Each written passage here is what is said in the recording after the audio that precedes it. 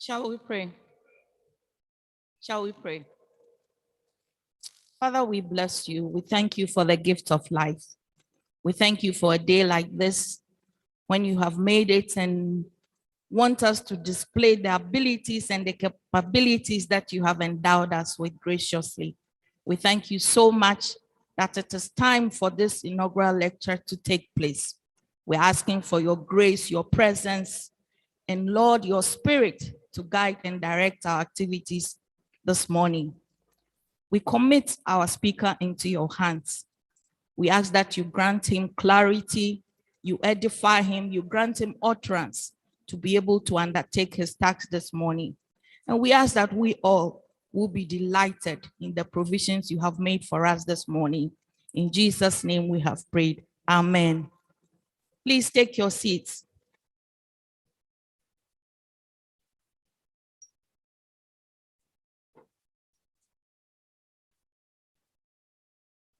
Distinguished invited guests, Togbio, Mamao, ladies and gentlemen, on behalf of my Vice Chancellor and the entire management of this university, I wish to welcome you all warmly to our main campus here in Sokode. We are very delighted to see you all here this morning. This is our 5th inaugural lecture. Though small, we are very proud of our achievements as an institution. We are very grateful that we have been able to come this far. There are more professors on the way who are preparing to deliver more of this lecture. When the time comes, we will invite you all to be here again. This is the hallmark of our academic progress, and we are very, very proud about it. I hope you find this program insightful and delightful. Once again, welcome to UHAS. Without much ado, I would like to invite our Vice Chancellor, Professor John Owusu Japong, to introduce the lecturer for this morning's inaugural lecture. Thank you very much.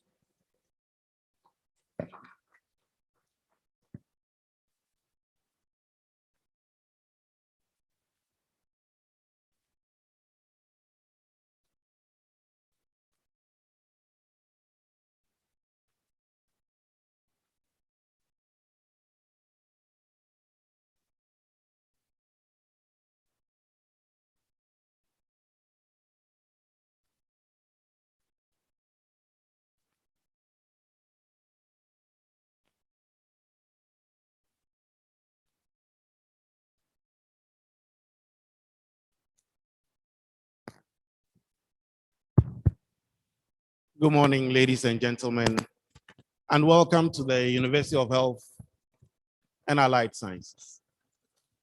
And welcome to our 5th inaugural lecture. As the registrar indicated, we are a very young university, and but we've had 5 inaugural lectures. Not too long ago, I was in a certain university, and for 14 years, they haven't had an inaugural lecture. And I was wondering why that should be the case. An inaugural lecture gives the opportunity to somebody who has risen to the rank of professor to tell us his or her story, to share insights into his academic career and achievements, to excite the younger generation of faculty so that they would also aspire into such positions of professor. Today, we are here to celebrate Professor Francis Bruno Zotor, who is currently the head of the Family and Community Health in the School of Public Health. Francis Bruno Zotor was born in 1959 and had his early childhood experiences mainly in the Upper East region. He was born into a big family. There must have been about 22 or so children in that family. He was the first boy, and his parents settled in the Upper East region. So he grew up there. First of all, you all have a copy of the brochure, which has given you the full profile of Professor Zotor. So I'll just pick highlights of his profile to share with you. I'm not reading the entire profile because you have a copy of it. He went to Zuarungu Secondary School. And we had another lecturer who came here and gave us a lecture. At the time he was giving the lecture, his school did not exist. I'm sure you remember him. Professor Frank Edwin went to a school which doesn't exist any longer. And Professor Zotor's school doesn't exist either. It has metamorphosed into Big Boss. So if you go and look for Zuarungu Senior High School or Zuarungu Secondary School, you will not find it. He did his O-level in 1978 and went to Accra Polytechnic, where he studied laboratory medicine to become a laboratory technician, at which he joined the University of Ghana Medical School as a technician. He had the opportunity to go to the UK, I believe. Before he went to the UK, typical, what I want you to see is the size of the bell bottom. The trousers, These days, if you wear this, the assumption will be that you have elephantiasis. But that was the in thing to do those days, with a pair of guarantee shoes. So he worked at the University of Ghana School of Medicine, Department of Biochemistry, I believe. And after a while, he got a scholarship from the British Council to go and pursue a higher national diploma in the UK. After this, he came back, but went back again and took advantage and did a BSc in biotechnology. This was in 1992. And he realized that the sky was definitely the limit. So he explored any other opportunities. And after this, he got the opportunity to do a master's in biotechnology at the University of Kent in Canterbury. When he finished this, he decided to explore and dirty his hands as far as his profession was concerned. He went into work with many colleagues, one of whom is here, Professor Amuna. He worked with him on many projects. After a while, he was convinced to get into a PhD program. Initially, he wasn't very convinced, but I think now he knows he made the right decision by not just following money, but getting a PhD. So after a lot of sojourning in all forms of consultancies and work, he completed his PhD at the University of Greenwich in 2006. After this, the opportunities even became better. He was recruited as a lecturer at the University of Greenwich that same year and was promoted to the rank of senior lecturer in the year 2008. Francis has presented many posters and papers at international conferences on nutrition and public health and non-communicable diseases. He has worked in several countries, including South Africa, Canada, the UK, Sierra Leone, some of which were consultancies that were provided by international agencies. Of course, he made a bit of money through those as well. He hasn't given me any of that yet.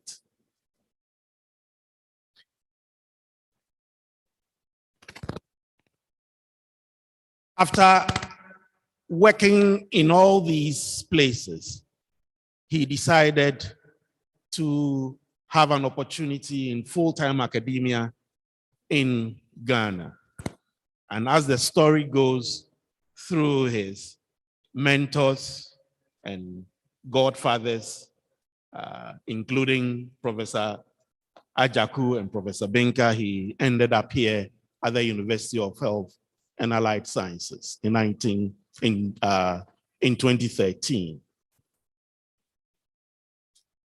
Francis has participated in many other works in the UK, in Saudi Arabia, and in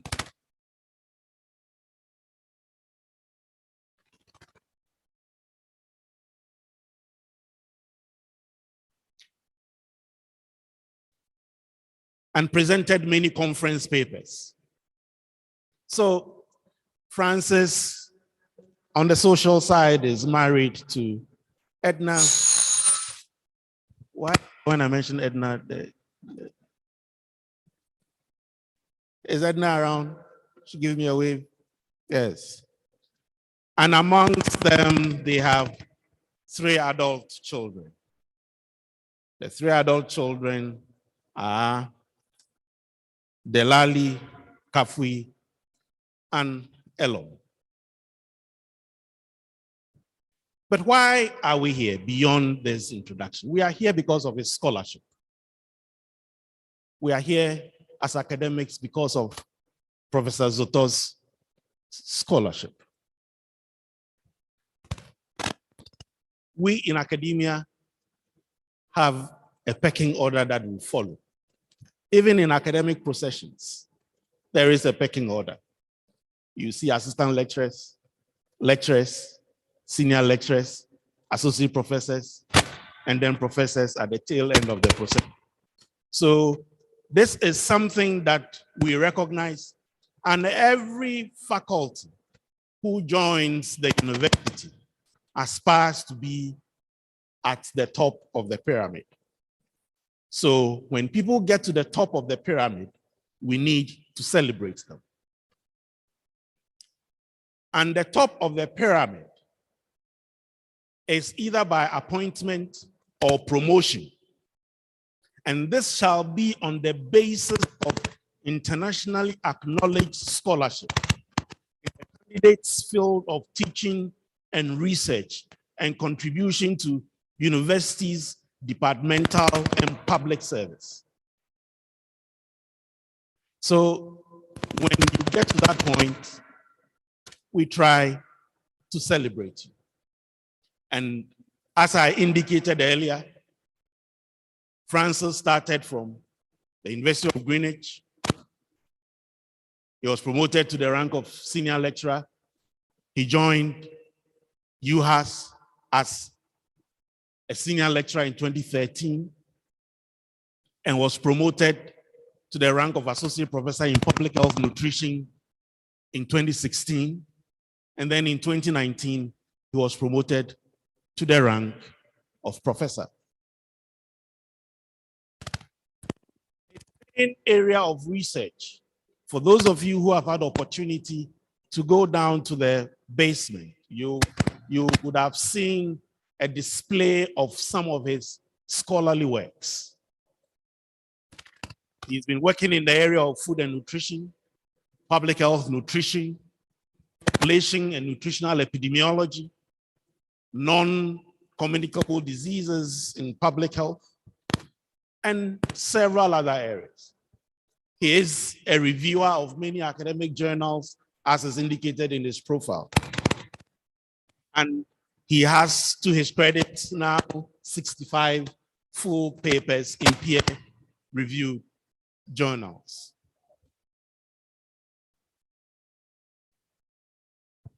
That baby wants to become a professor. But it is not just what I say or what he says. International visibility is recognized in academia through several portals. And if you check on Professor Zotor's profile, he is very visible on all the credible portals that we look at. So if you go to ResearchGate, for instance, you would find out that he is very active there. At least 50 of his publications are available on ResearchGate. If you go to PubMed, at least 43 of his publications are available on PubMed. If you go to Scopus, at least 48 of his publications are available on Scopus. And if you go to Google Scholar, it's even more. And we have a way of assessing the usefulness or the utility of people's work. What we call the H-index. This is a way of measuring what people make of your work.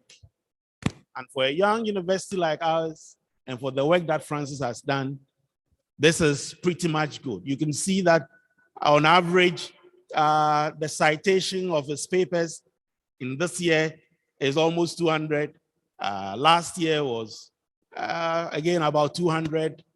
The year before, about 110. So we in academia look at all these things. Your work must be recognized as being credible. We also have in academia what we say is your impact on the community, your extension services, and even within the university itself. Here in UHAS, Francis was the first president of the University Teachers Association of Ghana. Again, he was the first director of the International Programs Office, during which period he is very much credited to have established the office and facilitated our relationship with experts in of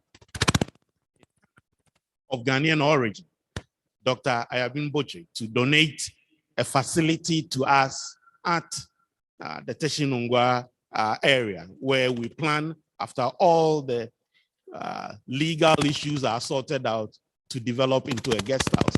So Francis has contributed to the university. He was the president of the African Nutrition Society for a period of 4 years, from 2012 to 2016. And at the same time, a member of the United Nations Scaling Up Nutrition, a civil society network, which tries to ensure that the things and nutritional objectives are achieved. He is a trustee of the Federation of Nutrition Societies of Africa and a council member of the International Union of Nutritional Sciences. And here in Ghana, he is the chair of the Ghana Food and Drugs Authority Technical Committee on Nutrition. So beyond teaching and research, Francis has impacted society.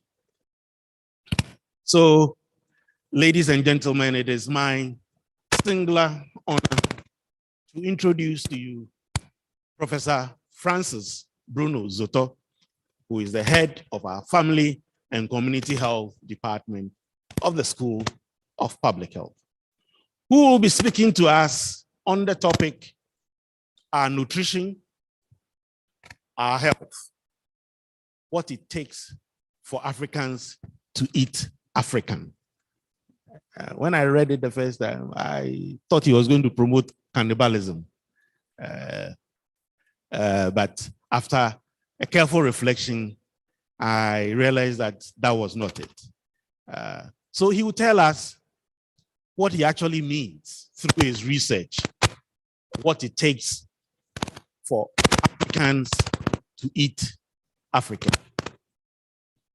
And whilst we remain here, I want to encourage you all to put on your masks and observe all our protocols.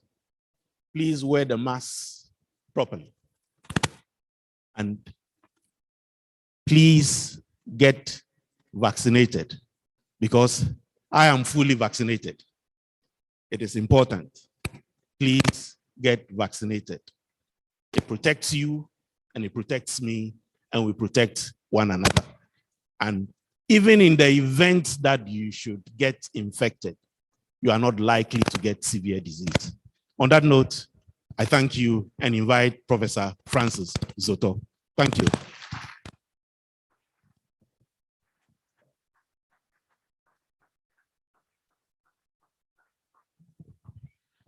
We have a tradition here. Here in UHAS, we are young, but we do big things. Our tradition is that before the lecturer speaks, we give him a special robe to wear. It's done only in UHAS. It doesn't happen anywhere. We are the only people who do that. So you get opportunity to be robed by Professor Paul Amuna, assisted by Mr. Bafo Dakwa and the registrar. Thank you.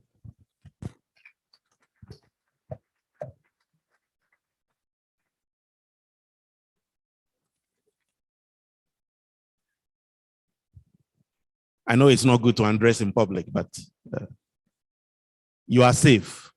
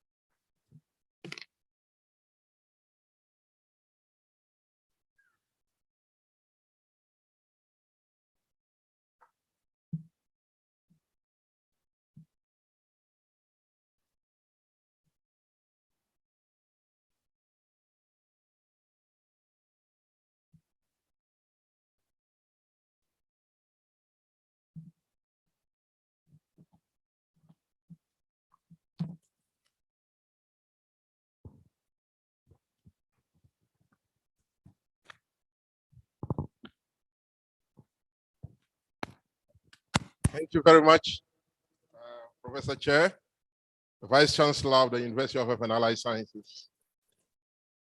The great honor and privilege to be here standing in front of all of you.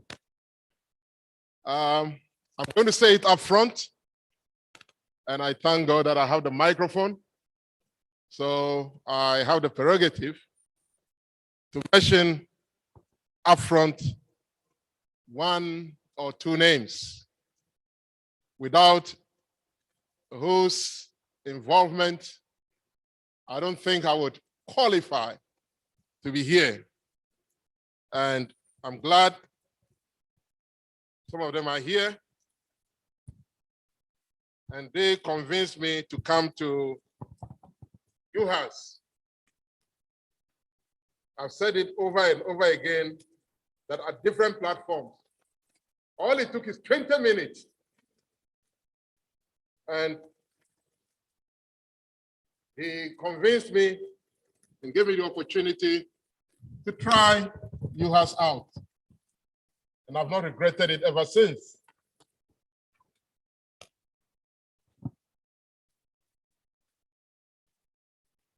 So I'm very grateful to this gentleman. I'm going to mention his name, but this is me. But you see, I didn't just arrive at this position. And as BC mentioned, we all have a history from where we came from and humble beginnings. And I'm glad that I didn't give up.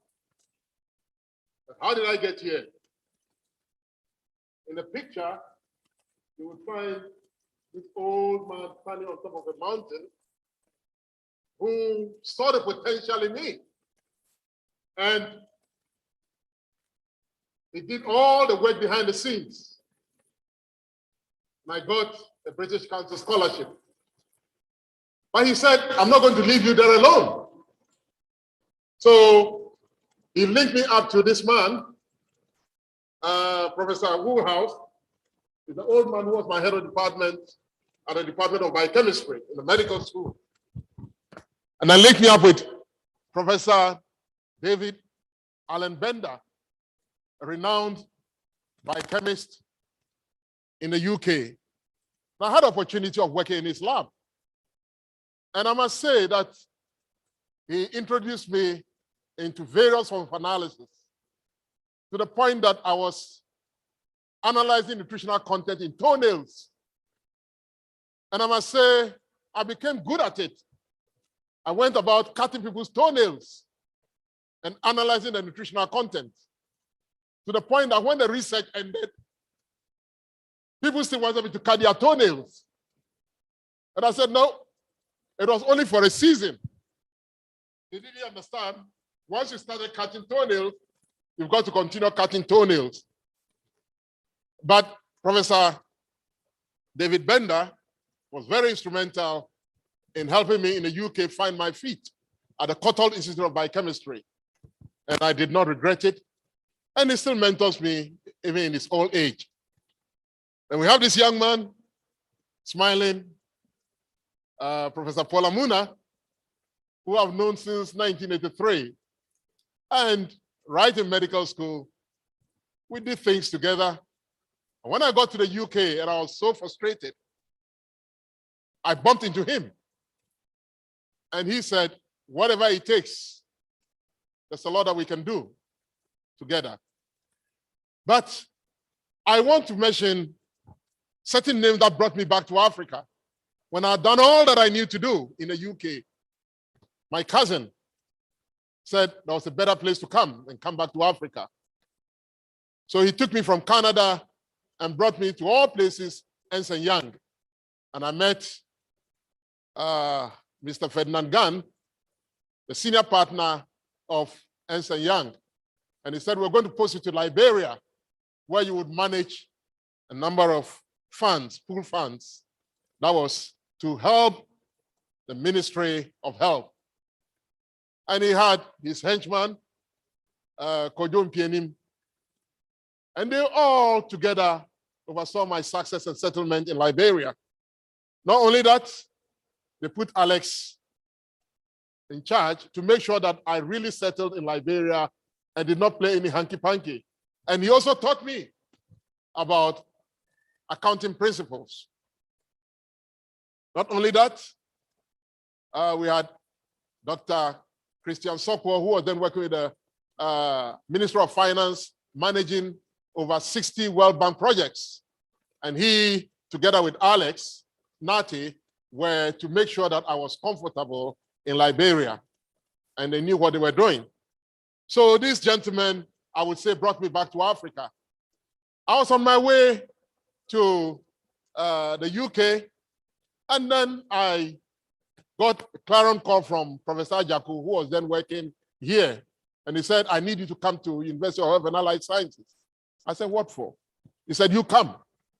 And you know, when an older brother, a mentor, says you should come, you have no choice but to come.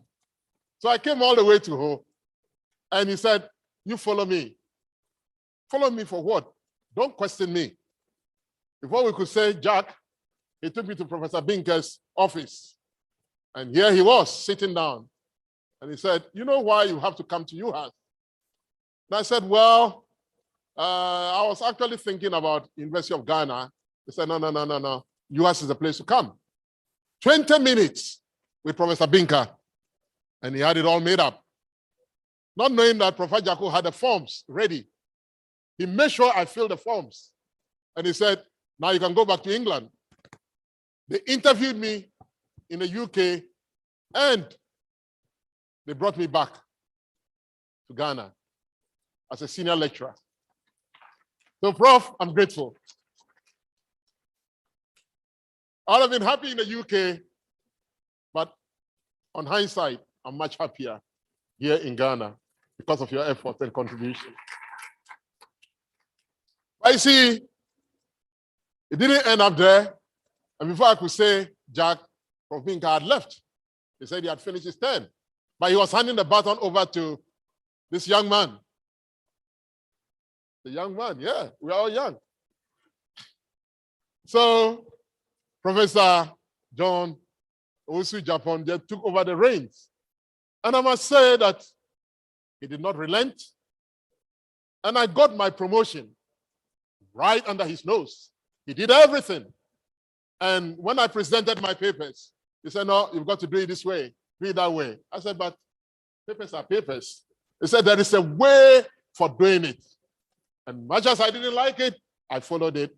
And I would say, Prof, thank you so much. As Vice Chancellor, you made it possible. And of course, the registrar was there. But there is somebody else, because several times I wanted to go back to the UK. I got frustrated, like some of you may be. But Dr. Charity, Mrs. Charity Binka, said, there's no way you're going to go anywhere. My husband brought you here, you've got to stay here and find out what it takes to go higher. And when a big sister talks to you that way, you don't complain. And there were times that she scolded me and gave me several reasons why I should stay. And I pay a lot of tribute to her and her husband. But I would say this, that I was characterizing Pseudomonas foetida in third plasmids PAW1 as a biotechnologist. And I bet most of you don't understand what that means. I was in the same field as you.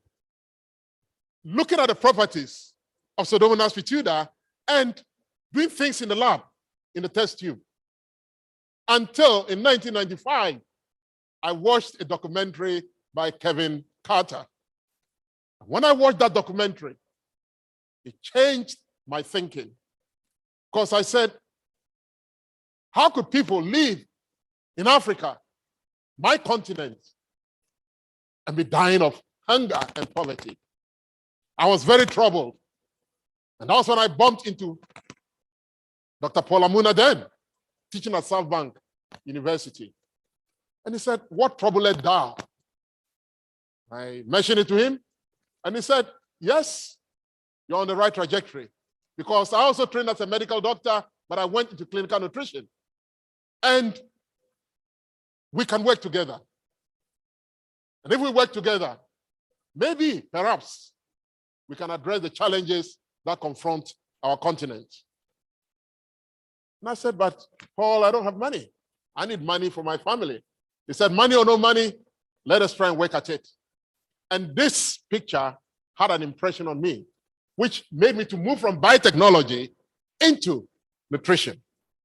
And Paul made a charge, and he said, and I don't want to paraphrase it.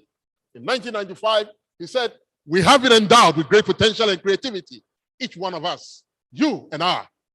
No matter the depths from which we emerge, I have no doubt that we can and we must influence change in our generation and amongst our people.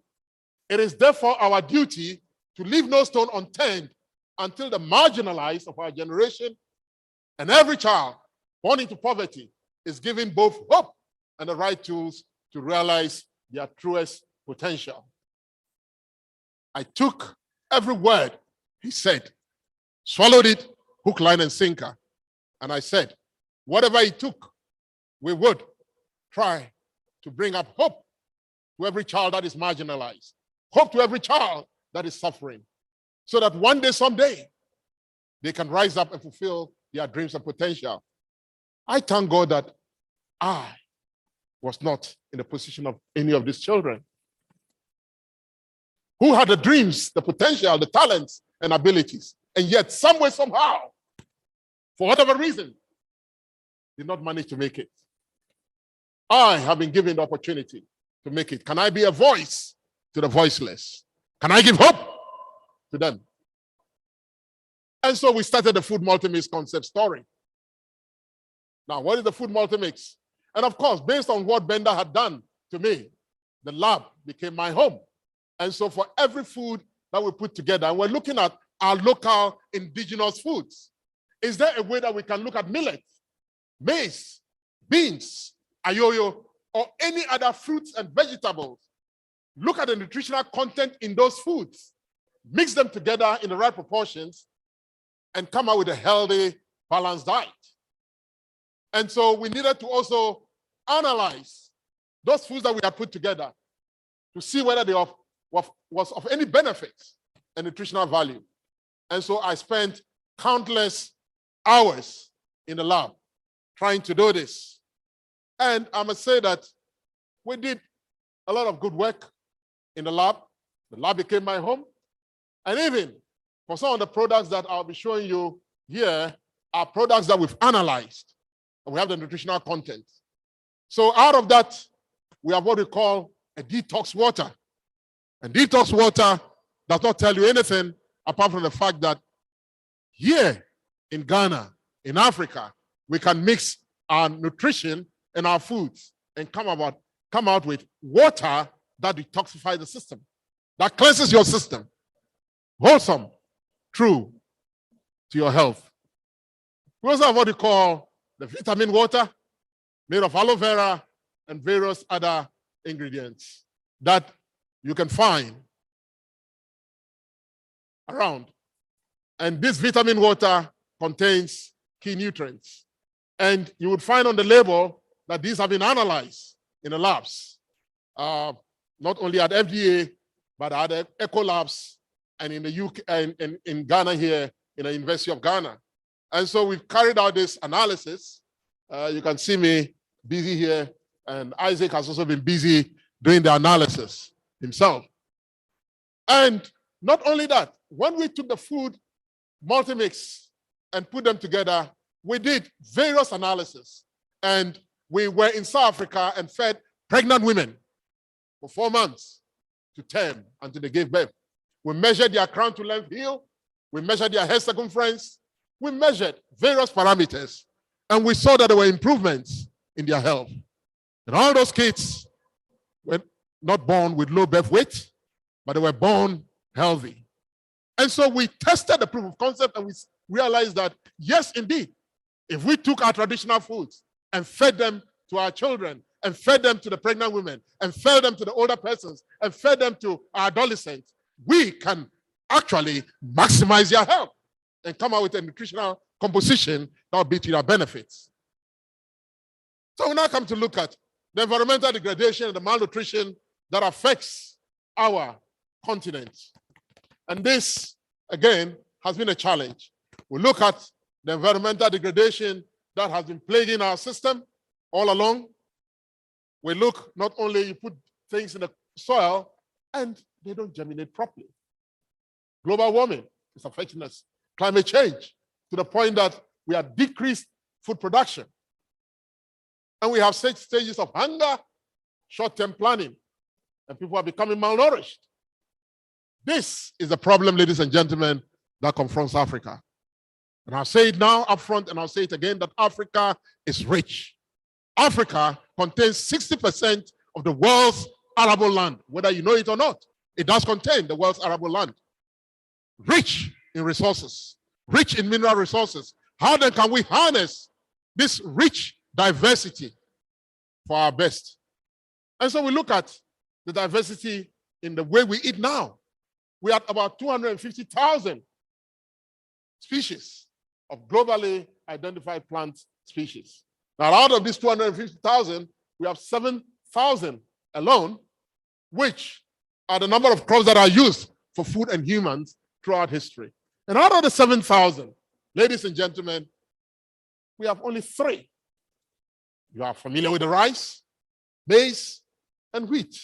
And they provide about 50% or more of the world's food energy intake, and about 12 crops that together with 5 animal species provide 75% of the world's food today. The potential for harnessing our diversity is huge and high. And I'm positive that if we begin to go back to our indigenous foods and begin to look at the foods that we eat, the foods that we cultivate, peradventure, we will be able to address our nutritional challenges. Africa is indeed not poor. I also remember a young lady came into our lab in the UK in 2008, and she brought 10 wild leafy vegetables And he approached Dr. Polamuna then, and he said he wanted us to analyze these foods.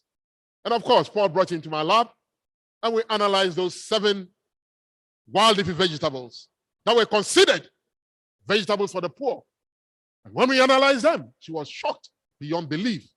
The nutrient content in those wild leafy vegetables. She went back to Zimbabwe a changed woman. If you take the ayoyo and you take the ademe and you take the solanum tovum, or what you call the so now you always remind me, what's that? Green turkey berries, and you analyze it, you'll find the richness of our foods. And a lot of times we look down upon some of these. So I'm saying that we can move from the 3 and the 12 crops and begin to harness what we have for our benefits. How do we address the potential that Africa has? Now, we know that by the year 2050, the world's population will triple. And in the next 50 years, what it also means that the world's population will double, but then again, the food demand will triple. How do we, as Africans, begin to address our hunger problems, the challenges that confront us? The question I've often asked when I've gone to different jurisdictions is Africa as a continent able to punch above its weight? Do we have what it takes? And I'm addressing you here. Do we have what it takes? We look at the reality of our food environment. There is a global consensus that the food environment is becoming increasingly unhealthy. We see the increasing abundance of cheap, ultra-processed foods and low nutrient profile foods, which are widely distributed and aggressively advertised. And I'm sure most of you know about this. So obtaining a healthy diet in an unhealthy environment has become unchallenging. Malnutrition has become the major contributor to the burden of an increasing disease in Africa. Something has got to be done. The reality of our food environment also tells us that the dietary trends in Ghana and African countries have shifted significantly from traditional diets that were high in fiber and low in fat to now what we have: a refined, processed, energy-dense, salty, fatty, and sweet convenience foods and snacks that are termed Western diets. And so we have a disturbing trend of adulteration of healthy indigenous foods, snacks, and beverages that has loss of sugar, loss of fats, a lot of unhealthy foods. So we see the incidence rates of the proliferation of strange cancers in our part of the world, which is beginning to show up. We become hopeless to mitigate the challenges this brings to our health.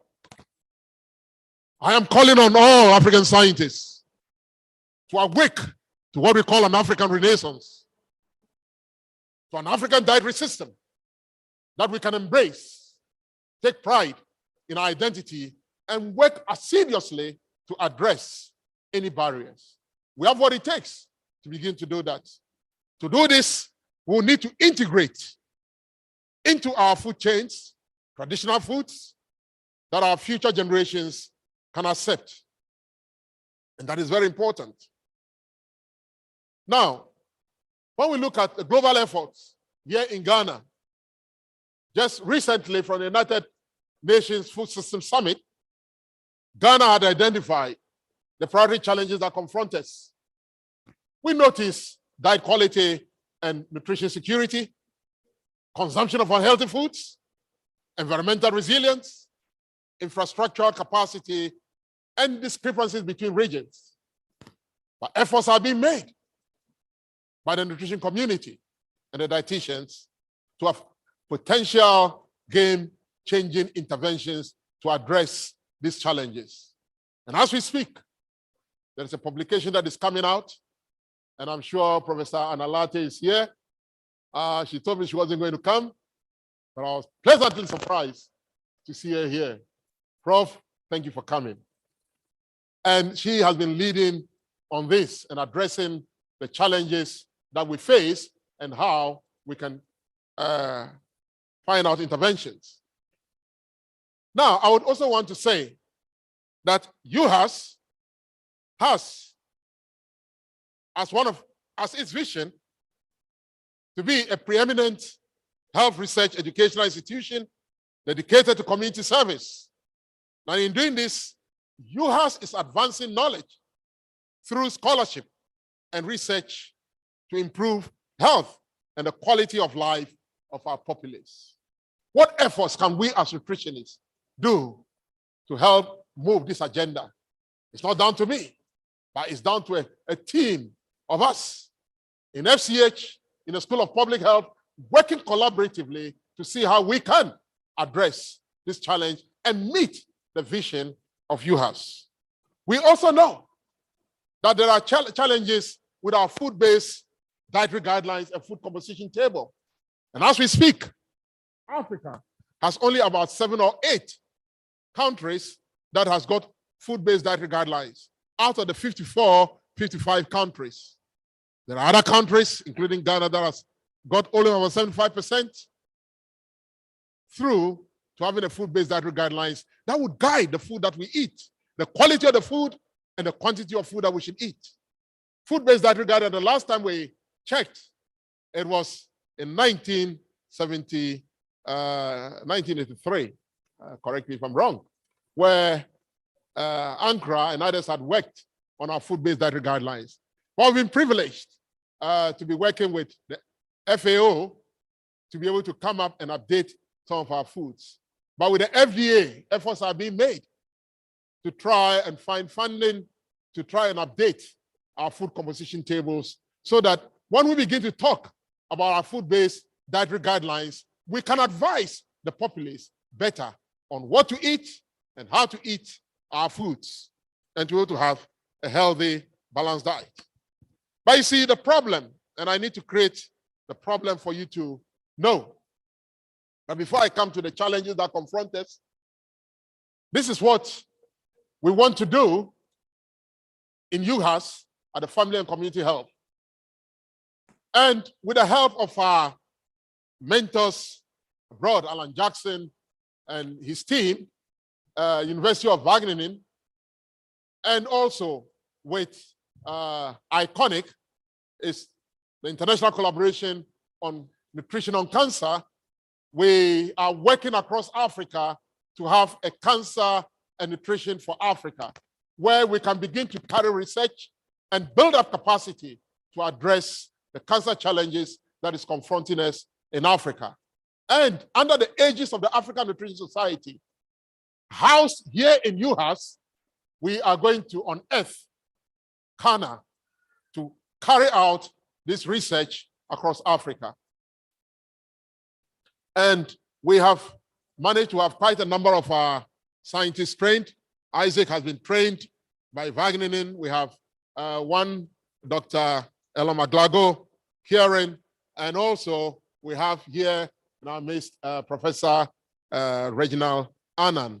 And they have been the first guinea pigs to help in address and to form the cancer and nutrition in Africa.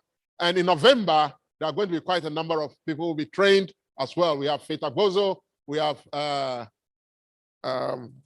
some others that will be trained. Also, we have the School Health Nutrition.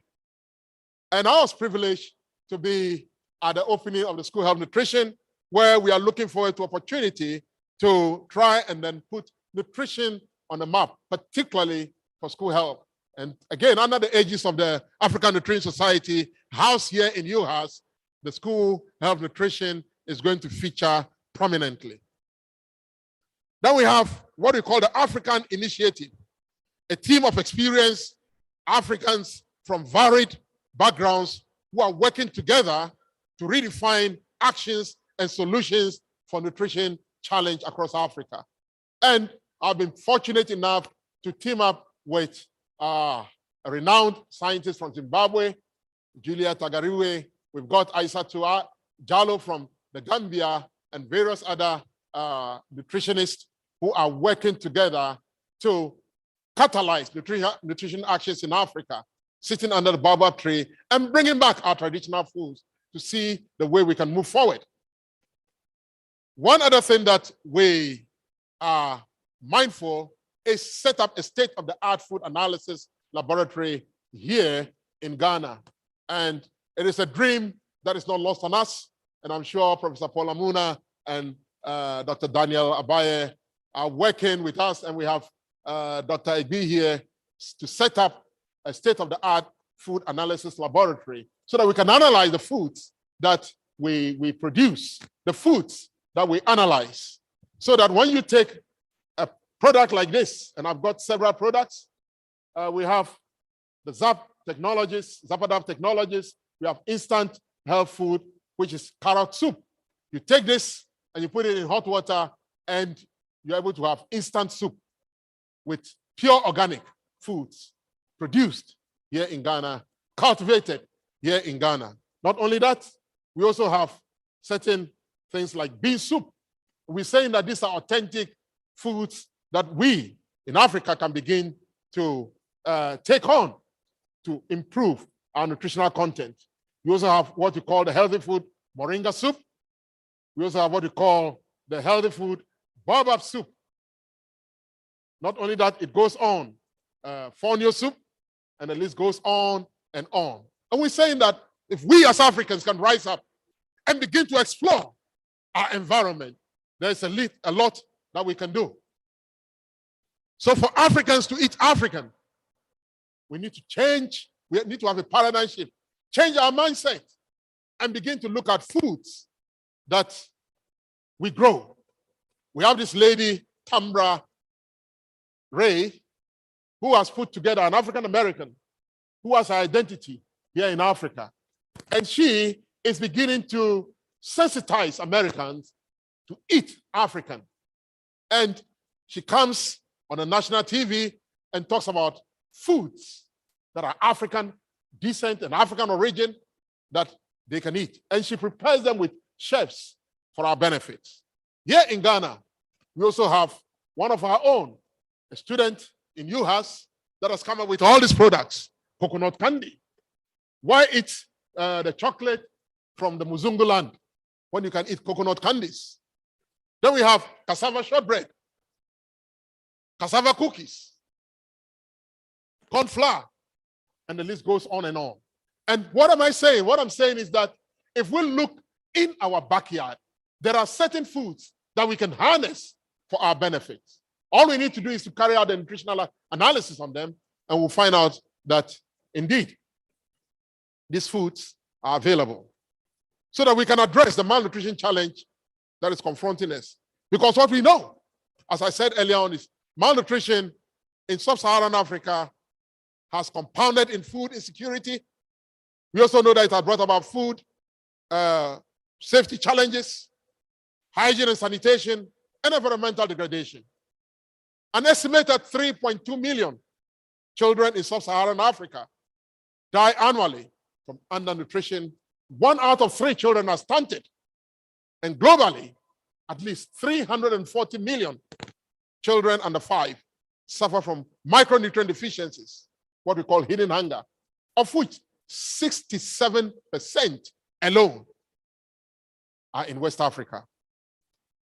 And when we come back to ordinary terms, the average lifetime lost earnings associated with stunting is estimated about $1,400 US per child in Ghana, with an annual cost of undernutrition estimated for children about 6.4 billion Ghana cedis.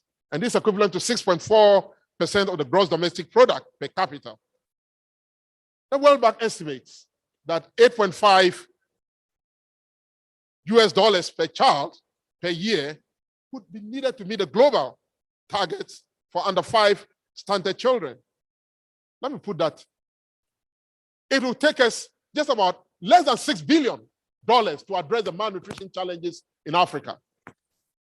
Double of that is what is currently being used by advertisers to advertise their crops. But to meet the malnutrition challenge in Africa, it will cost us less than $6 billion. So something can be done. I'm sure Dangote alone can find 2 billion. Various others can team up with him and find that money if we really care for the challenges that confront our children.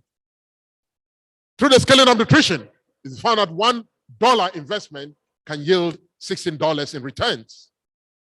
So if we can invest into nutrition, we can build a comparative advantage in achieving what is already, the efforts that are already made in Ghana.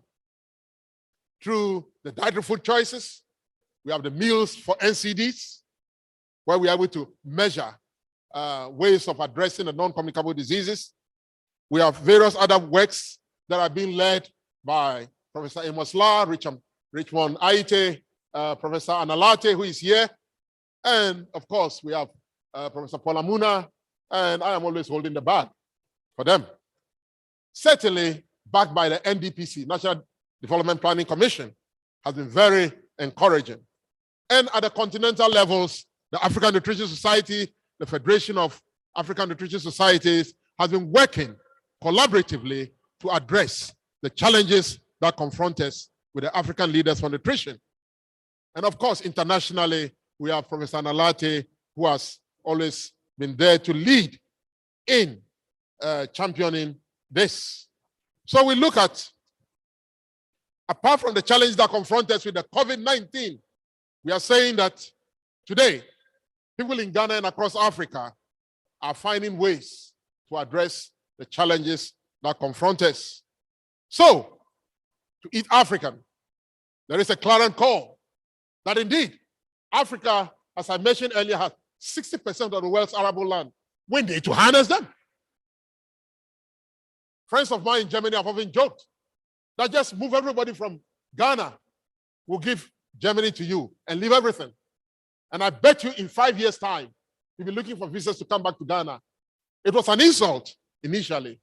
But when I pondered over it, I realized that you have some point. As I drive from Hohoi to Ho, you see the arable land that is lying fallow. There is something that we can do to address this challenge. So we are endowed with great potential through the AUDA and NEPAD, which is the team that is living the implementation team for the African Union. Great strides are being made to bring back to the dinner table African foods and African crops to address the malnutrition that confronts us here in Africa, here in Ghana, and to address the nutrition-related diseases, diet-related diseases, and the outcomes. Africa will need to identify and promote optimal diets. Now, food is the strongest single lever to optimize the human health and environmental sustainability on Earth. And when the population goes to 10 billion, how do we rise up to address our challenge?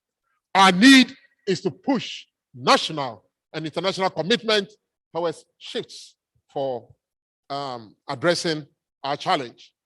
So, to eat African, we need to achieve better outcomes. We need joint efforts. And there are many ways. Not many of you have heard about Agenda 2063, the Africa we want. I want to talk about the Africa we want. They have 7 aspirations. The first and foremost is to have a prosperous Africa based on inclusive growth and sustainable development. Then we also have the third one, to build a strong cultural identity and a common heritage with values and ethics. If we want by 2063 to achieve and get the Africa we want, we've got to go back to our heritage and begin to look at the foods that are in our environment. This year, on the Africa Food Day, their theme is similar to looking at the indigenous African foods.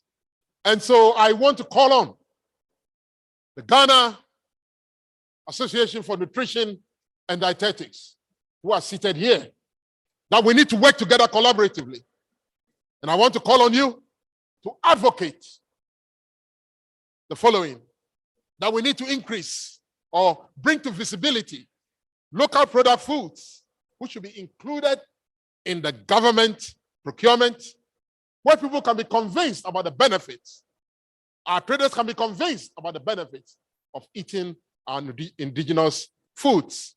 And these foods can be brought back into the big cities and involve our chefs so that they can find appropriate ways of converting those foods into palatable, nutrient-dense foods for our children to benefit. And I'm sure it's doable. It is doable if we include the chefs. And Gant, I call on you to do that. We would also want to call on Gant and our university to introduce into the curriculum a new course that brings together nutrition, food scientists, and agriculturalists, so that we can begin to start from kindergarten level right up to the university level, foods that are beneficial for our betterment. Enough of the fried rice of big time, high fat, high sugar, and oily foods. And you know, people wake up at 4 o'clock in the morning and they rush to work. What should they find at the joints? But our traditional foods. Foods that are rich in nutrients. Foods that our people can eat that are palatable. Foods that can improve the health of our people and our populace. So there will be the need, GAND, the Ghana Association for Food and Nutrition. There will be the need to establish and work with the Ghana Health Service on nutrition surveillance system so that we can monitor epidemiology of our outbreaks. And whether there are outbreaks, how can we begin to be there to address the challenges that confront us? Primary health care challenges that confront us.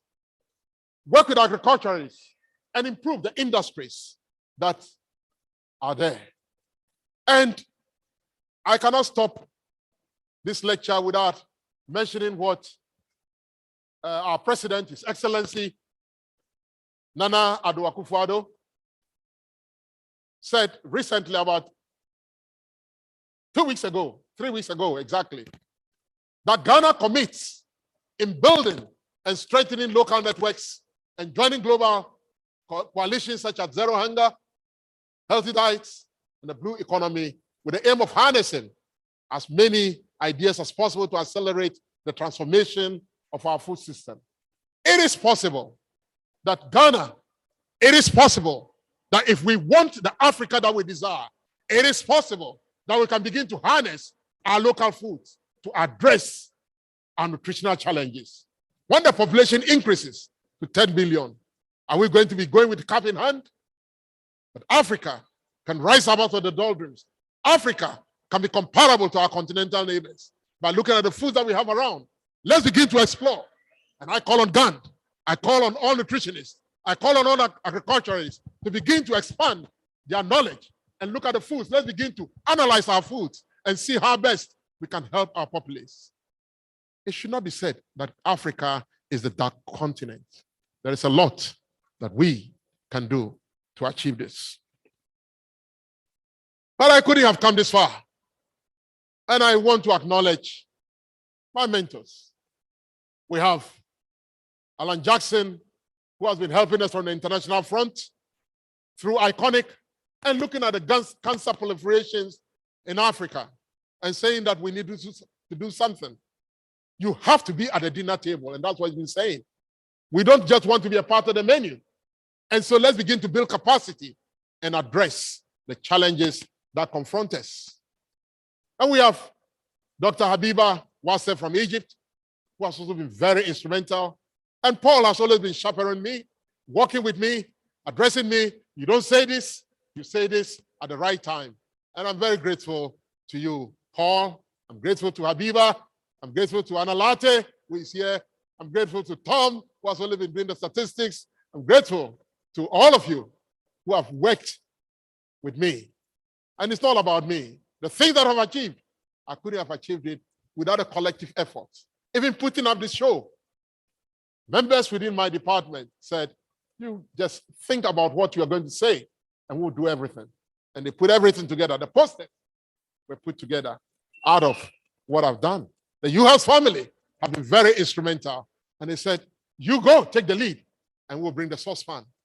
And because you are taking the lead, we would also do it and do it better than you.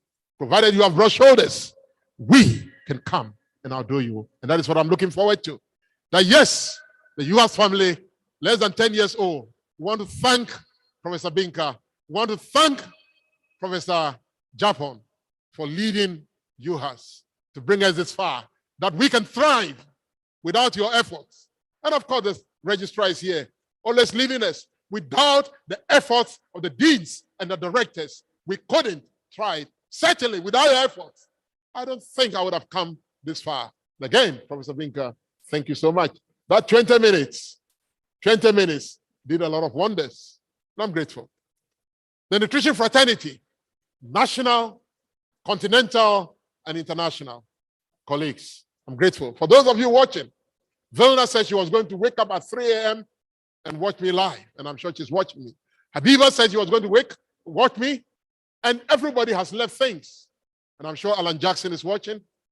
Professor Woolhouse is watching, and all have sacrificed.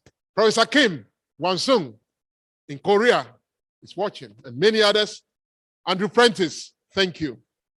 I don't see you, but you see me. Thank you all. And Alfredo Martinez, president of the International Union of Nutritional Sciences, Catherine Geisler, the Secretary General, thank you very much. And these people have taught me how to step right and to wash my hands right. God has always been there for me, and I'm glad you are here with me to celebrate with me. Thank you so much, Gan. Without your efforts, I don't think I would have come this far, and others. But I couldn't have come this far without my family powerhouse. I've got my parents here, my mom and dad, right in front here. Wait, my uncles, my siblings, all dotted here. They came here very early. But you see, many times I wanted to go back to the UK. But Charity said, no, you stay put in Ghana here because you are representing your family.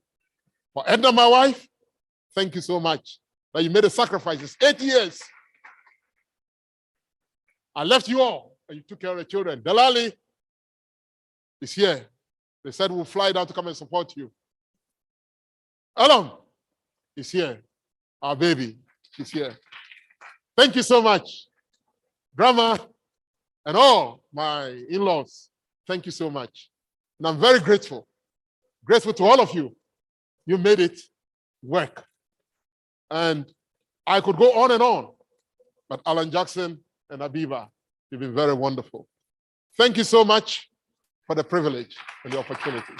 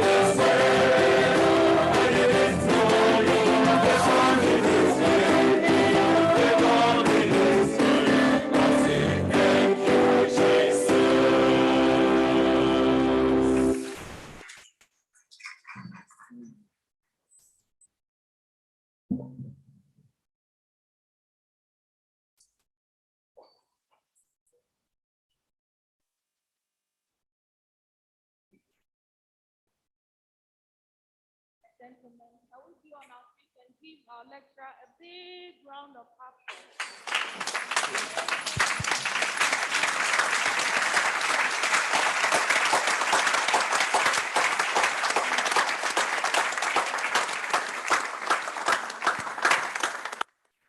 Thank you very much. Thank you so much. Please take your seats.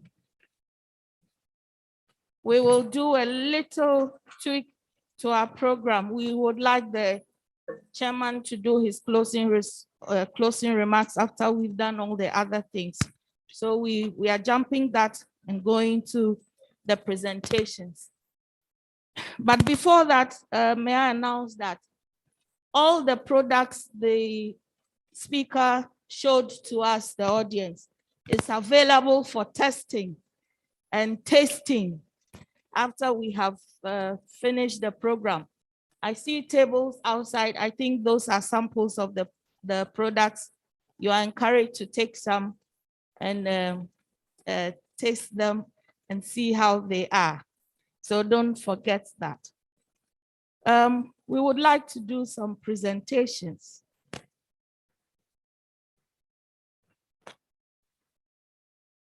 But before then, I wish to do a few acknowledgements of our people who have come to support our eminent scholar.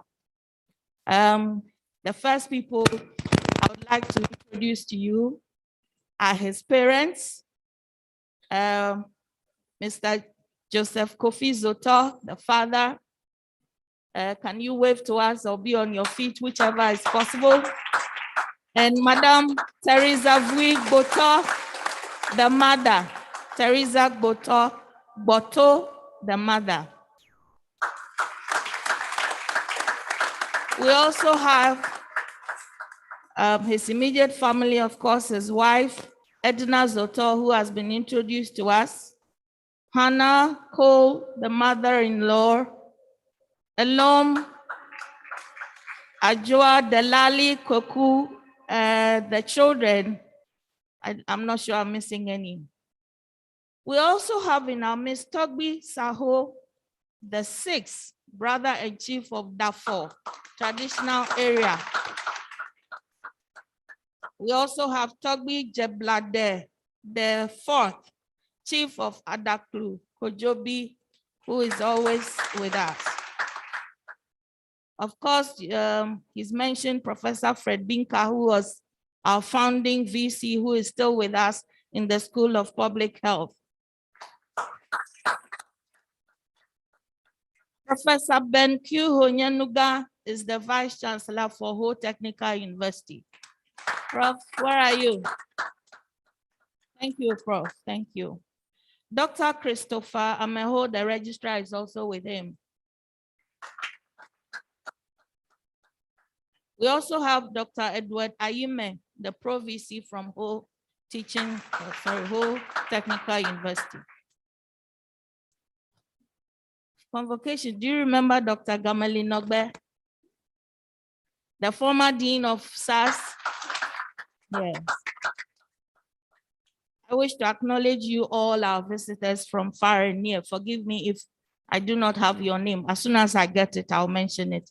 Let me also acknowledge all our media personnel who are here to cover this program. I wish to acknowledge also our planning committee and estate sections for all the preparations that they have done. Thank you very much for allowing me to do the introductions. We will do presentations now. We will have our speaker come up again, and we will have the various groups make their presentations to him. We'll start with the family, wife and children, parents and siblings at the same time.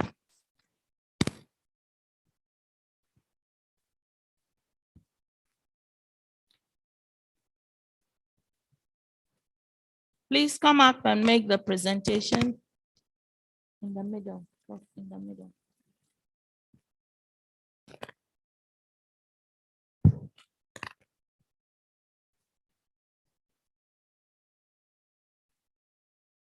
Children, wife and children.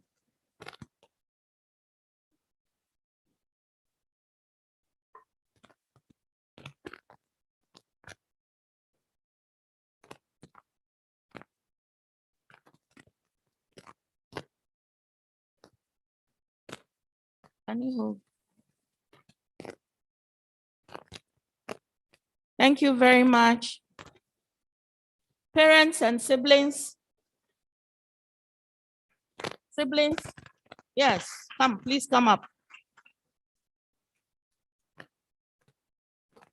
Please take your seat, or just wait, let the parents, and then you take one family photograph. Yes.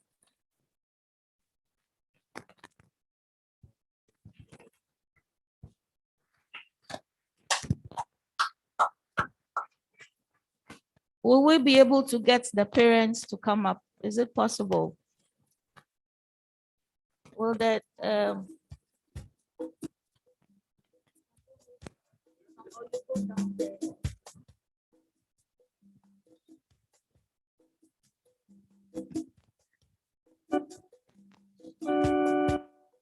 whilst they are doing that, can we have the wife's family, the in-laws, please?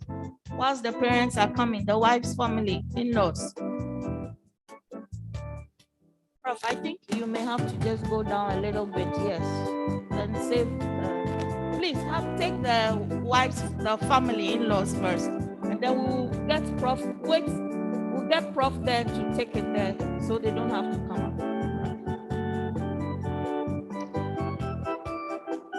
Thank you.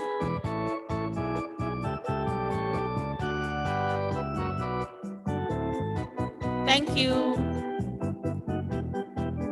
Prof, please go down quickly and then come back again.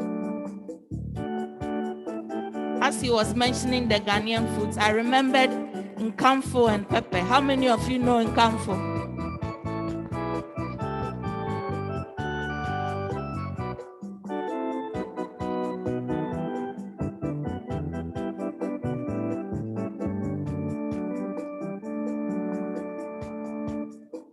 Then let's have one large family group picture together.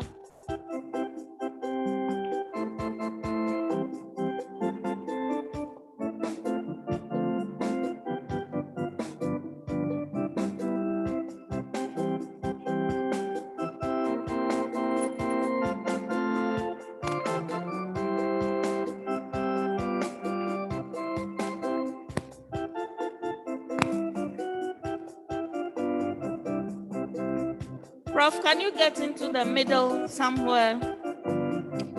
Shall we have one large family group?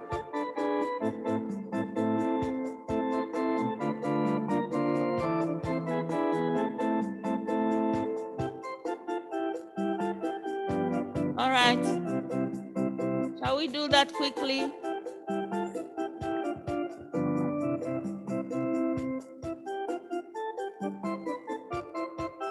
We will have the main picture outside, but this is just for the auditorium, yes.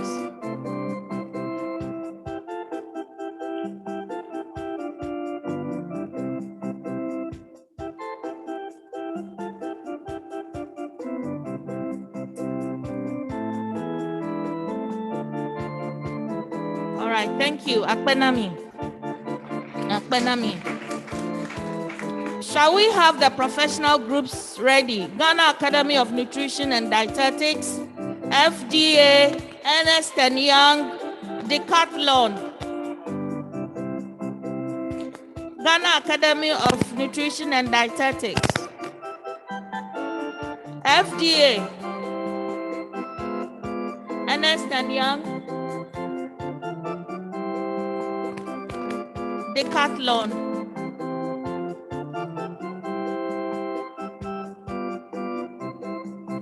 The schools, the alumni, the old students, if we have Big Boss and Accra Polytechnic old students here, they should also follow.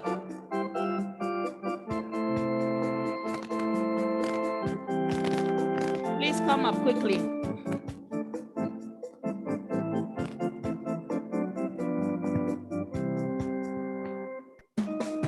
Which group is this? All right, Ghana Academy of Nutrition and Dietetics. Yes, please, go ahead. I'm presenting a citation of honor on behalf of the Ghana Academy of Nutrition and Dietetics. Calvin Coolidge once said, "No person was ever honored for what he received. Honor has been the reward for what he gave." Prof. Zotor, you are a reliable, dependable, and committed leader, a team player, and a unifier in the nutrition profession in Ghana. You facilitated the bringing together of the erstwhile Ghana Nutrition Association and Ghana Dietetics Association to form the Ghana Academy of Nutrition and Dietetics. You have freely given your time, resources, and networks to ensure that GAND has constant opportunities for growth and development, as well as the necessary participation in national nutrition issues. You believe in the promotion of excellence, bringing out a generation of people who can dream and achieve their goals without fear. You have touched many lives. Your passion is admirable and worth emulating. We are constantly motivated by your indefatigability. Your experiences, which you gladly share, encourage us. A mentor, a teacher, a father, an advisor, and a coach. We know we can stand on your shoulders to see farther ahead. In the words of John F. Kennedy, as we express our gratitude, we must never forget that the highest appreciation is not to utter words, but to live by them. The members of GAND will move the academy higher and bring about significant change in the nutrition landscape of Ghana. Thank you for all you have done for the academy. May the good Lord bless you now and always. Ayuko. Thank you very much. Please take the photograph quickly. Thank you. Let's have do we have any of the professional groups here? Okay, so we now have the schools. Big Boss, Bolgatanga Secondary School, all students.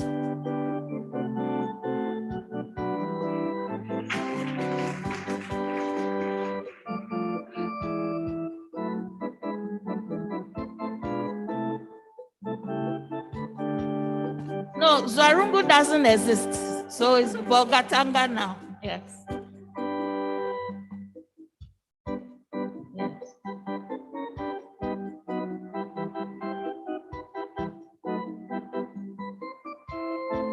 Thank you.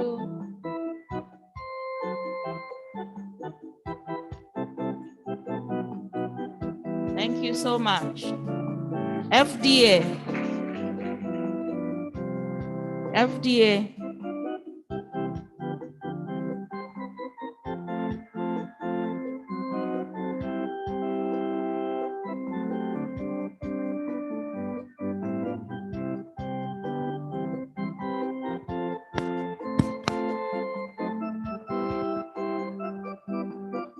Good morning, everybody. Just a brief statement. I'm not the chief executive of the Food and Drugs Authority, but she wants me to let you know that she's watching you now from technology. And on behalf of the chief executive and the board itself, we are very happy to be here this morning.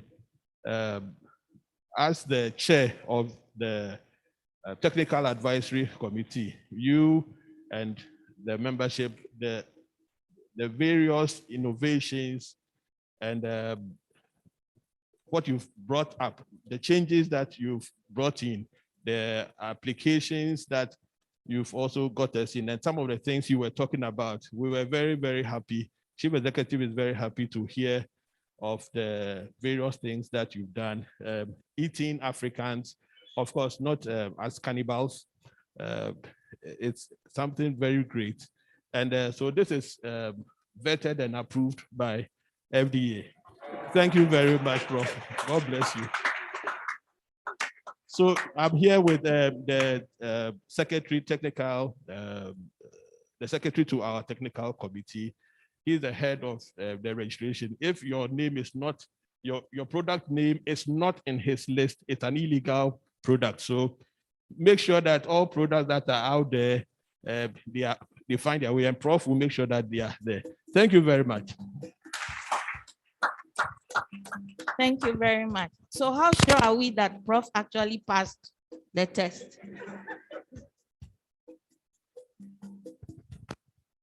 Thank you so much. The CEO of Decathlon, Thank you too. Yes, sure. Good morning, everybody. Yeah. My name is Kwesi. I'm the CEO of Decathlon, and I'm very happy to be here today. And I was impressed and amazed by your career. And I was just telling something. I should have met you way before, because when you hear my French accent, you know that I live a long time outside. And if I met you before, I'm sure I will be very, very soon back in Ghana to help people. So my name is Kwesi. I'm the CEO of Decathlon, and I run also a wellness platform which will come next year. So just a small message. It's a product which is also around nutrition to help people to live a healthy and a much better life. And it was a great inspiration for me because you are helping us on this platform. And I think all the health personnel here, you should just come after to see the stand we have, and you see how the product is impressive and how you can help us to contribute to make health accessible to all Ghanaians. So thank you very much, and I'm impressed by your career. Thank you very much. We wanted a congratulatory speech. Thank you so much. Shall we have our religious groups, Youth for Christ, or Omega Community Church, or Global Evangelical Church? Youth for Christ.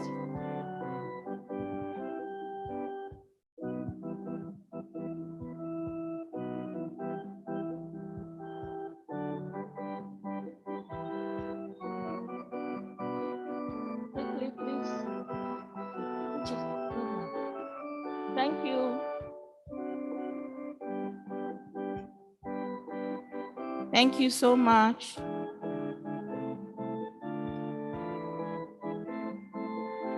Global Church, Global Evangelical Church.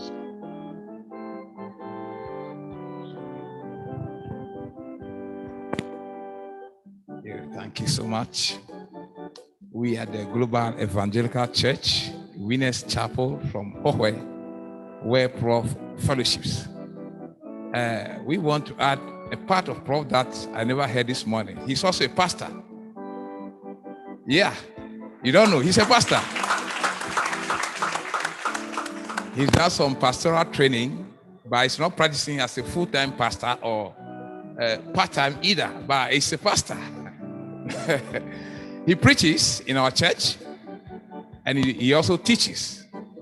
And he also supports a lot of our programs in the church. He's also a financier in our church.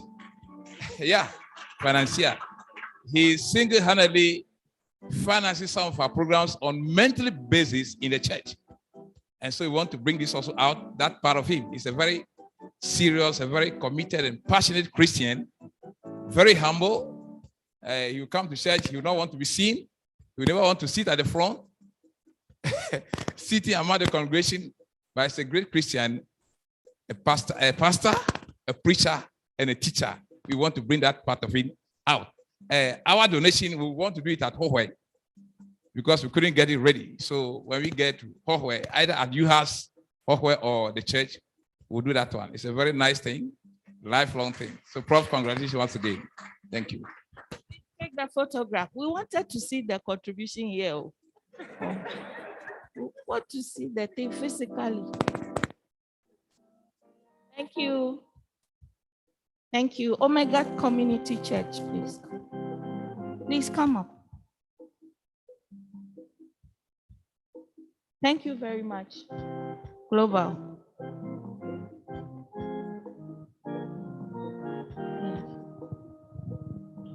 Omega will be followed by the Lord's Pentecostal.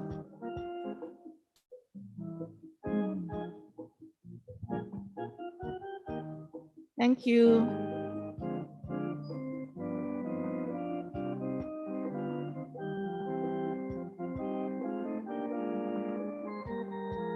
Thank you very much. The Lord's Pentecostal.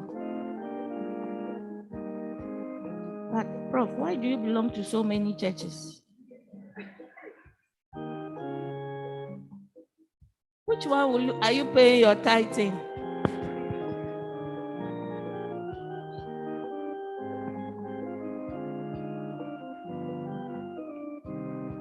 Thank you, ma'am. Professor Amune's family would like to make a presentation.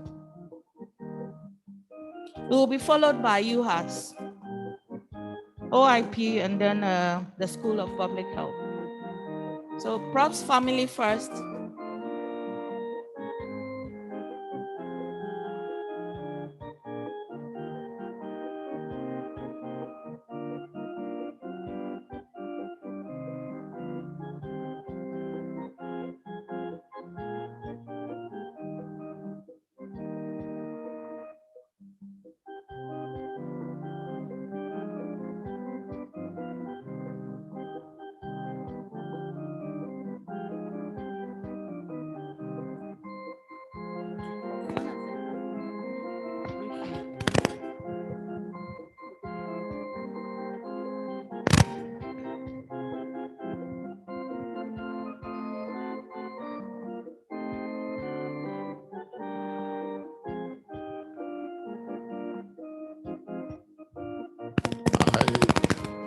I just want to say very briefly how very honored I am personally, and how proud I am as a mentor. My family is here, and we wanted to congratulate you on your great achievements.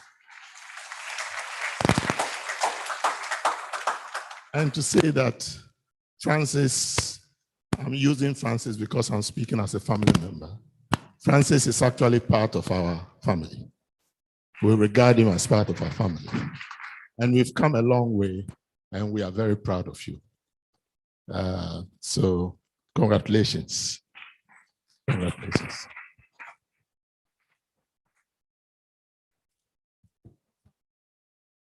Thank you very much. Prof's friend, Professor Zotor's friends from University of Ghana, Nutrition and Food Sciences, would like to make a presentation. Can we have them up here quickly? Quickly, please.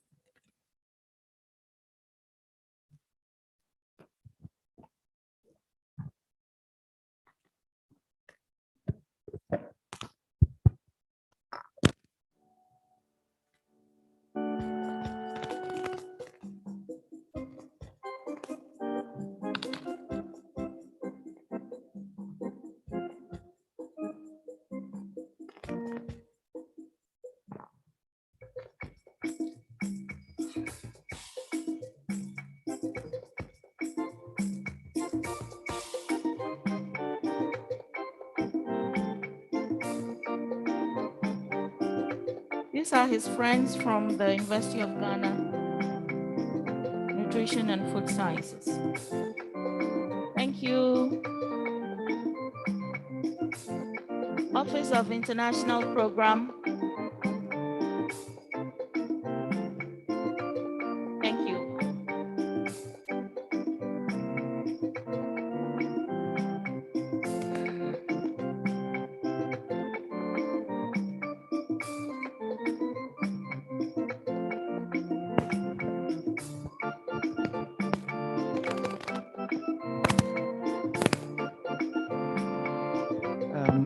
We want to say thank you and congratulations to Prof for being the foundational dean of the Office of International Programs. We are so proud of you. Without you, I'm not sure the office would have come this far. Thank you very much and congrats. Thank you so much. SPH. Is the entire school coming up? Please come. SPH.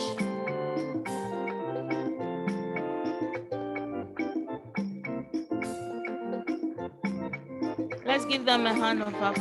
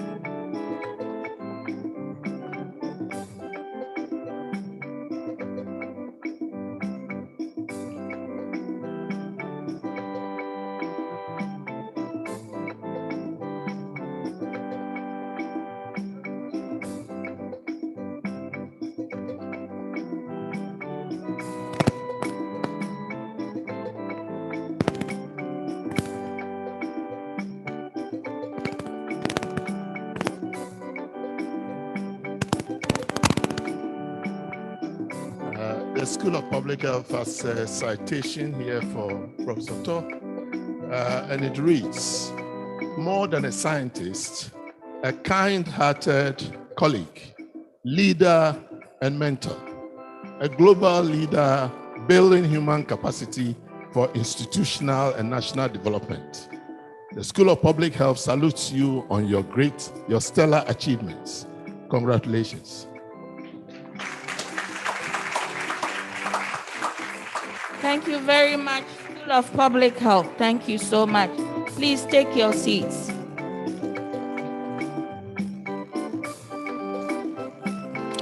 Is there any other group that would like to make? The Department of Family and Community Health, School of Public Health. Please go ahead and make your presentation.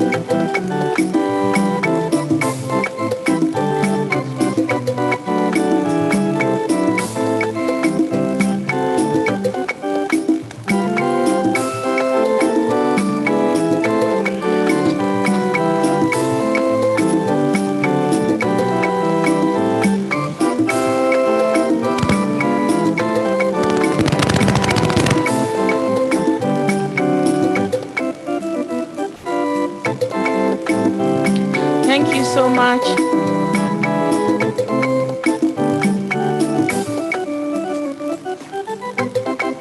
Thank you. Thank you.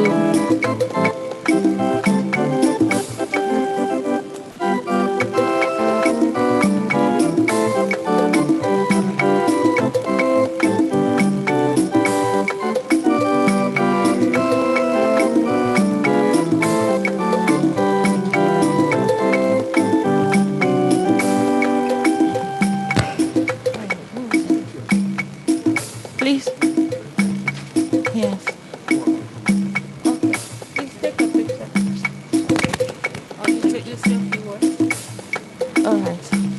Shall we have Togbi, Chief of Kojobi? Please, if you can respectfully come up and take a picture with Professor Zotor.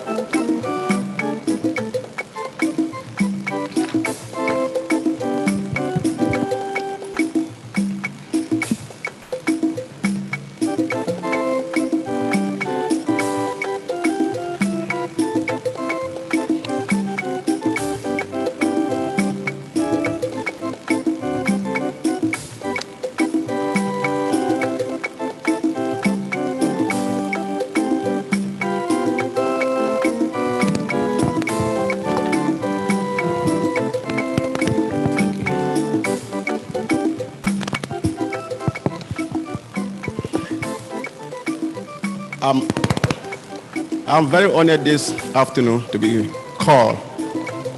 And on behalf of my family, Jegbade family, and on behalf of Adaklu Kojobi, we are saying you are a great man. We recognize you in our village as a visionary. You are a professor, that just not academician, but rather a visionary. When I listened to your lecture this afternoon, really, you are a visionary. May the Lord bless you and your family. You know, I have something that I want to give you that I cannot bring it here. You have to come to me and get my gift. It is heavy and I cannot take it. If you want to see that gift, you just come to my small village that you are transforming to be a city. Thank you very much. I want to say a very few words about Professor Zotor. He called me one day. I never saw him. He said he's coming to me and he's coming for a project. He came. We have to go to a village bush. So this man was able to go with me. We are just two people. We went, and after a short discussion, I can see he is a proper visionary. I thank him this afternoon, and I say he is a member of our small community, Kojobi. He should come and get his gift. Thank you.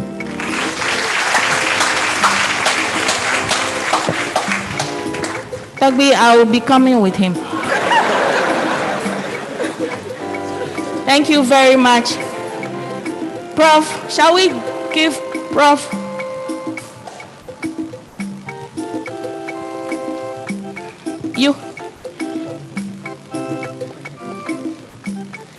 You has alumni, Department of Family Health and Community Health, you has, will make a last presentation. They will be the last group to do that.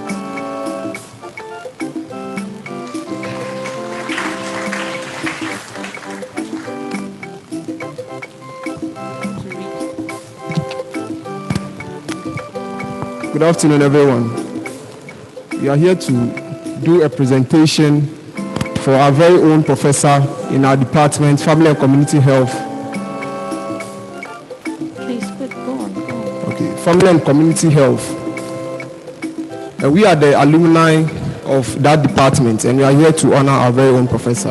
And so our citation reads, judging from your immense contribution towards the development and building of capacity of the people around you, we acknowledge your efforts and show appreciation. Prof. Zotor, you are as the biblical Moses, paving the way for your mentees. All of the products of Family and Community Health Department of yours owe our respective and collective success to you. Today, we are scattered across the country and serving in different capacities to the promotion of nutrition. The nuggets that you shared with us were useful in shaping our perspective in the nutrition discipline. The passion you attach to telling the nutrition story is remarkable, and we will continue in endeavoring to pick up your standards and march on with them. Thank you. Thank you very much. Thank you so much.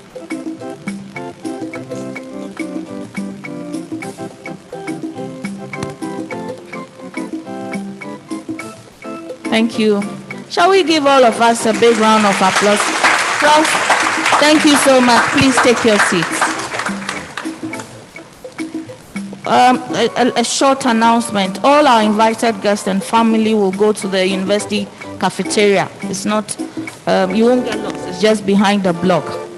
Convocation will meet in the basement, and all other guests will pick their lunch as we move out of the auditorium. Thank you so much. We've come to the end of the program.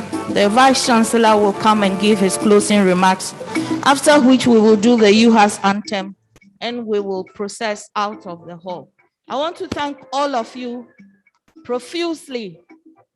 I congratulate our speaker, and I want to thank all of you visitors from far and near, our convocation, our School of Public Health, and all our invited guests, our eminent invited guests who have made it this afternoon to grace this occasion. We are grateful to you. There will be one coming up shortly, and when the time comes, we'll invite all of you to come again. So thank you so much. As I invite the Vice Chancellor to give the closing remarks. Thank you.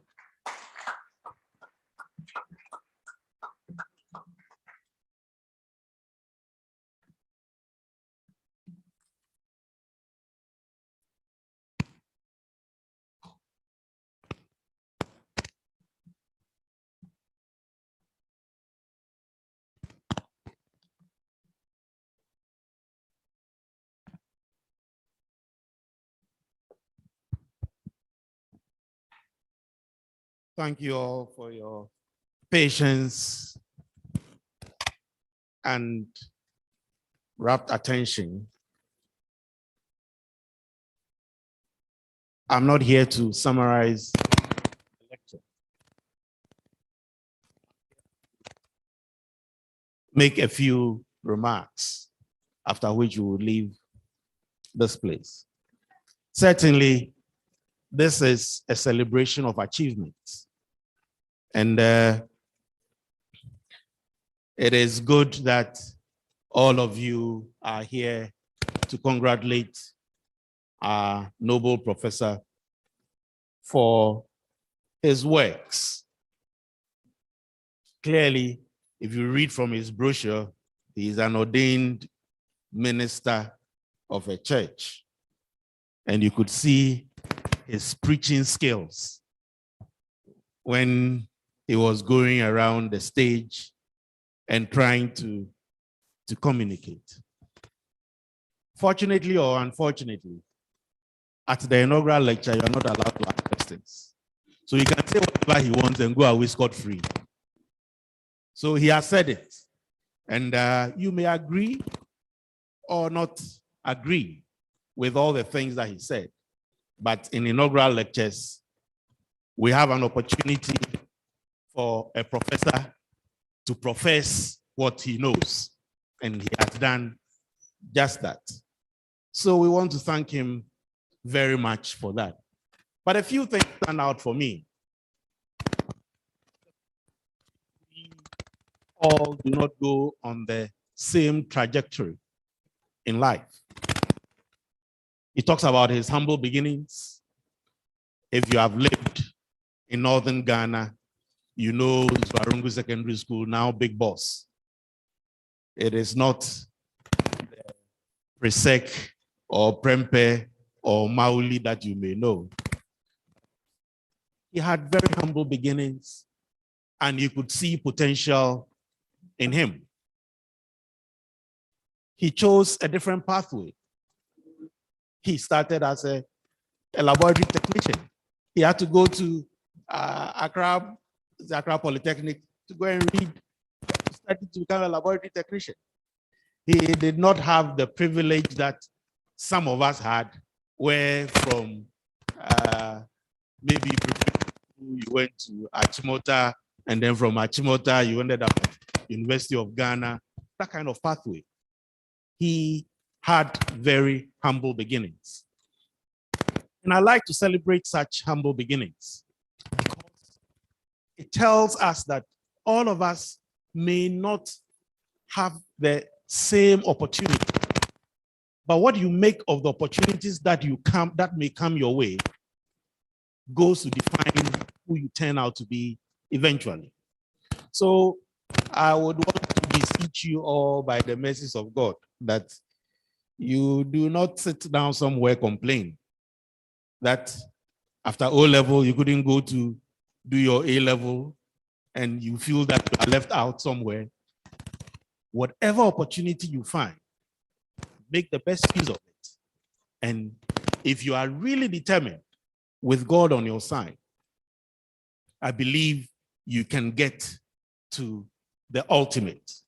The pathways may be different, but the goal could be achieved all the same. Another message that I got out of this whole, that he rode on the wings of some people. He rode on some people. There were some shoulders that he could lean upon at a point in time. He mentioned Professor Kuna profusely throughout the lecture, and some of his lecturers and mentors in the UK who gave him opportunities. And he made the best of those opportunities. I want to beseech you all that whenever possible, let us make opportunities available to people who are around us, because life is made up of us helping one another. There are many of us who get into offices and certain positions who tend to look at ourselves only. I, myself, and me. It's not helpful. I believe the people who gave him the opportunities are very excited that they can see somebody whom they gave a helping hand come up this far. And I haven't seen Paul Amuna so emotional before. You could see when Paul was giving his contribution, he was so emotional. There was a frog in his throat. But it tells a story. Let us learn to give a helping hand. That is all I want to say. Help somebody, because you are capable of helping somebody. You are very capable of helping somebody. So help the people around you. As for the meat of his lecture, the health challenges of the diets that we find in our contemporary world today. He has said it all. But in order for us to be able to get to the ultimate goal that he's talking about, where we would begin to eat as Africans and make the best of the foods around us, we as academics need to help effect a change. Help effect a change. Policy-oriented research, through community service, engaging the people who make the right decisions, people who have the opportunity to make the decisions. A couple of hours ago, Professor Binka was in my office and we were lamenting the fact that we academics who think we know what is right have left the key decision-making to some politicians who may not necessarily have all the facts, but they have the office and the power to do so. That is what we need to do through community engagement. So I'm excited to see that the Food and Drugs Authority sent a representative to acknowledge the fact that our academics are trying to influence their processes. And they should continue to give up good and effective engage together a better place, so that we can be convinced that there is a need for us to eat the African indigenous foods, so that we do not need anybody even to come and tell us that it is healthier to have African indigenous foods compared to all the fast food that are so unhealthy that we've all caught on because of all the glamorous advertising that is around us. You and I need to help effect that change. And effecting that change comes with policy. It comes with engagement of policy-oriented research and engaging the policy makers. And as I reflected, he was talking about school health. And then I recall that not too long ago, President Kufuor introduced the school feeding program with the goal of giving one healthy meal to a child in the school, and see what has become of it. We have politicized it. When MPP is in power, all the cooks are MPP. When NDC is in power, all the cooks are NDC. We are not focusing on the quality of the food that is given to these children. It is pathetic to see some of the foods that we say we are giving to our children to make them healthy. But you and I know that the development of the child at that age is so critical. Let us begin to focus on the quality of the food that we give to the children in those schools, because it is your money, it is my money, it is a taxpayer's money that is used to feed those children. And let us keep away from the rhetorics. Because as for the rhetorics, we can all say it very nicely. And let us back our words with action. I realize that our projections here are not the best. I want to promise you, by the mercies of God, that the next time you come here, we'll have better projection here. We'll have an LED screen that will be showing very good photos. Having said that, we have our 6th lecture in the offing. God willing and all things being equal, in the week of the 13th of December, culminating on Thursday, 16th of December, we would have an inaugural lecture delivered by our own Pro Vice Chancellor, Professor Harry Tagbo.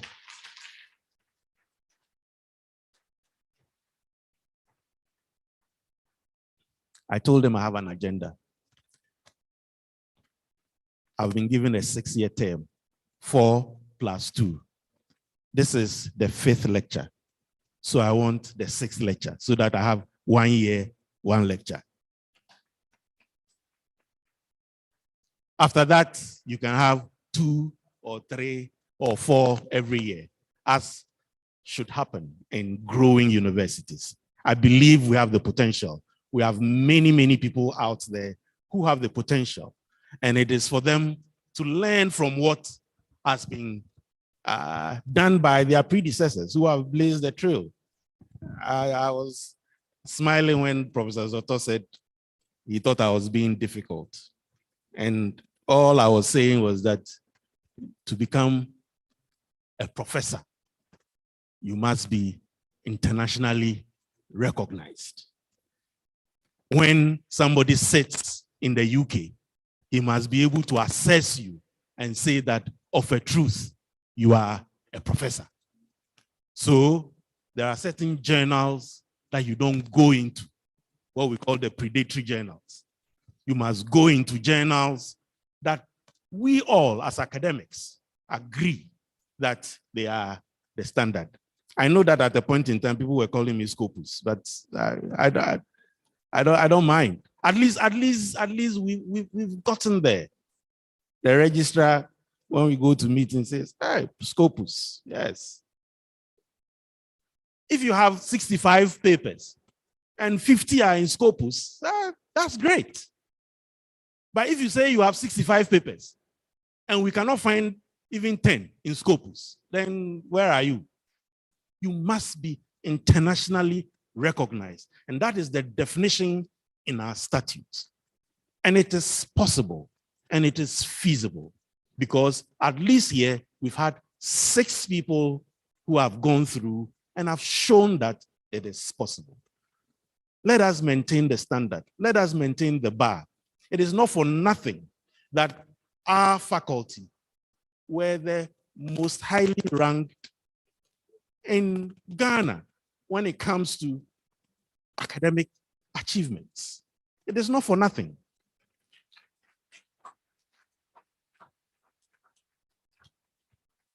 Even the great University of Ghana could not compete with us.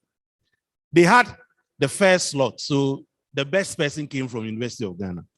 But number 2, number 3, number 4 were all from UHAS. So let us maintain the bar. But more importantly, we shall help you to maintain the bar. And on that note, I want to thank you all for your attention and for your participation in these lectures, which demonstrates that we have something good here in this university. Thank you very much.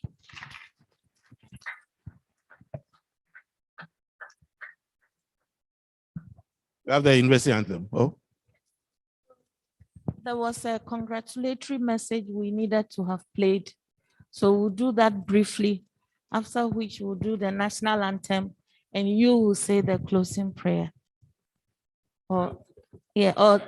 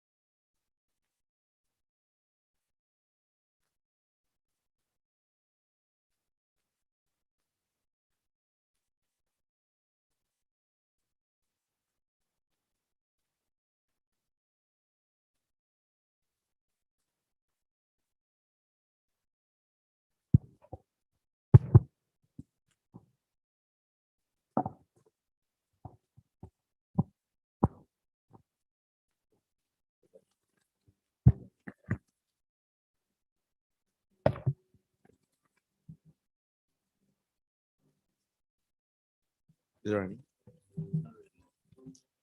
Okay, the IT people are having some challenges with the video.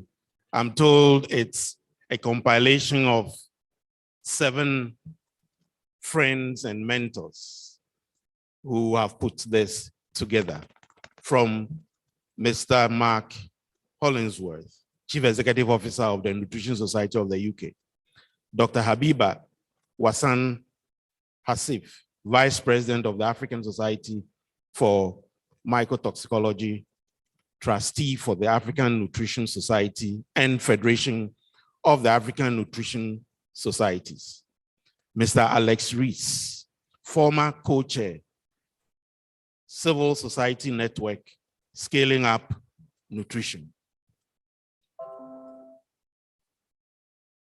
It's okay. Catherine Geisler, Professor Emeritus, King's College, and Secretary General of the International Union of Nutrition Sciences. Professor Alan Jackson, CBE, and CEO, Chair of Iconic, and Director of NIHR, Southampton. Mr. Andy Lumo, Executive Secretary of the Universities of Ghana, UK, and Professor Alfredo Martinez, President, International Union of Nutrition Sciences. What I will suggest is that you make that message available at the exhibition, the video that rolls at the exhibition, so that people can have the opportunity to listen to it. And on that note, I want to tell you that there is an exhibition of his works down there at the basement. And please make time and have a look. The exhibition will be there till close of business tomorrow. So please make time to take a look at the exhibition. Thank you very much. Madam Registrar, do I pray before the okay. May we bow down our heads in prayer. We thank you, our God and our Father, for your goodness and mercies. We thank you for your protection. And even we thank you for the travel mercies that you granted to many to appear here this morning. We thank you even for this lecture and the opportunity for Professor Francis Zotor to share his thoughts on how we could eat better in this country and on the continent as a whole. We pray that you give us the grace to make UHAS grow. You give us the grace for us to be able to influence policy in a much better way. We pray that you give us the grace to be able to do things right, that this country and continent may become better and move from one degree of glory to another. Even as we bring this lecture to a close, we pray for travel mercies for those who would be going back to their various destinations. We know that even as you brought them here, you'll be so kind to take them back safely. And at the end of the day, we'll be careful to give you all the praise and glory, because we know your glory you share with no man. We thank you that you hear us, because we've prayed in the name of Jesus Christ, who is our Lord. Amen. So shall we rise for the University Anthem?